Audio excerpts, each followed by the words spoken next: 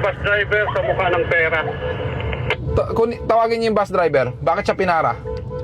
Ano? Isang enforcer, sir. Pinato ng pera sa mata. Binato ng pera Ano mata? Pabukas. ang driver. Ibig sabihin, magbabato ng pera yan kasi nga hinuhuli siya. Bakit siya hinuli?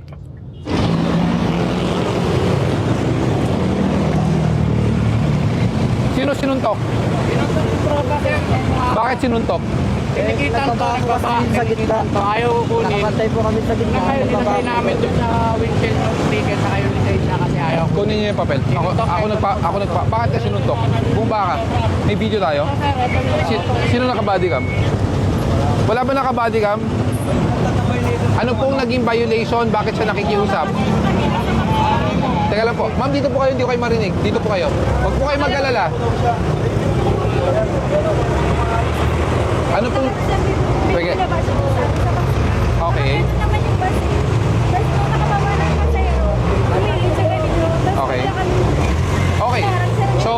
Okay. So ganito. Ayun yung nakasombrero, yun yung Okay, ganito po. sa kanya. Okay. Hindi naman ang kulay yung driver namin. Lumapit, tapos, ano nangyari? Inisyo ng ticket, ng lisensya. Alam niyo po bakit hiningi lisensya? Kasi po, illegal loading, unloading. Bawal po magsakay at magbaba doon. Pinato na nga pa rin. Pinato na sa mukha ito. Bakit yung Hindi naman siya binato sa mukha. Sombrero lang tumama, sir. kahit na, nang bato pa rin kayo. Ba't kayo nang bato ng pera? Tinagtag niya kasi ng ano namin. Pero aminado kayo na illegal loading, unloading kayo. Okay, yun lang. So may violation po. Ayun nga po, sir. Bakit naman po tatagta rin ng ganyan karami yung violation? Dapat yung violation lang, sir. Nakikiusap kami ng maayos, sir eh. Arrogance. Tama naman.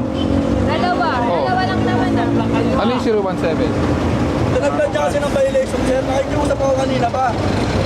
Boss, ang makikiusap, kung hindi, alam mo aminado ka illegal loading, unloading kayo. Ako nakikiusap ako. Okay, wait lang.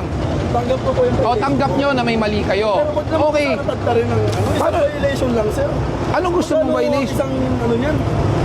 Pag illegal loading, unloading, talaga namang 1,000 eh. Kaya nga, tinagtad niya ako, ilang beses niya ako na sinulat sa ano eh. Saan? Paano tinagtad? Dalawa lang violation mo. Tinatanong ko ba sa kanya bakit niya tinagtad? Sabi niya, wala akong pakialam. Bumaba ka nga dito. Paano tinagtad? Pwede niya naman sabihin, sir, kanina na hindi ko naman tinagtad yan eh. Alam mo, the way na pakikiusap mo, agree ako sa ginawa ng enforcer na nilagyan ka ng arrogance. Kasi hindi ka nakikipag-usap ng maayos.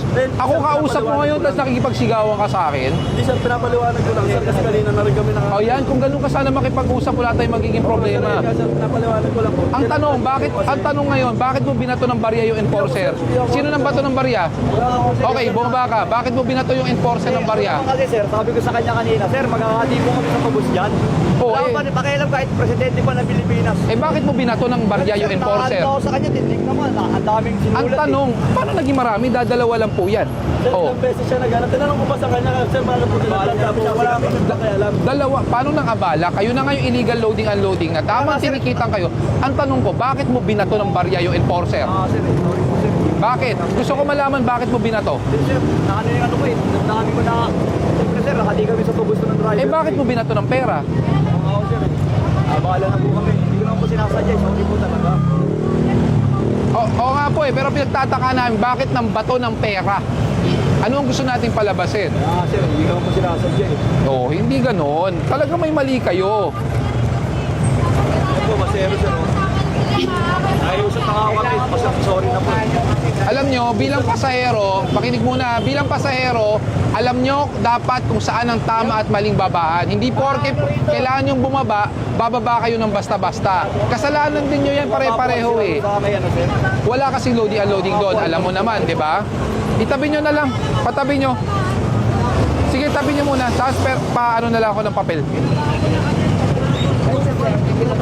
I-escortan nyo na lang. I-escortan nyo na lang. Nandito. Doon na lang. Doon sa paglapas sa lalim. Escortan nyo doon sa tabi. Escortan nyo.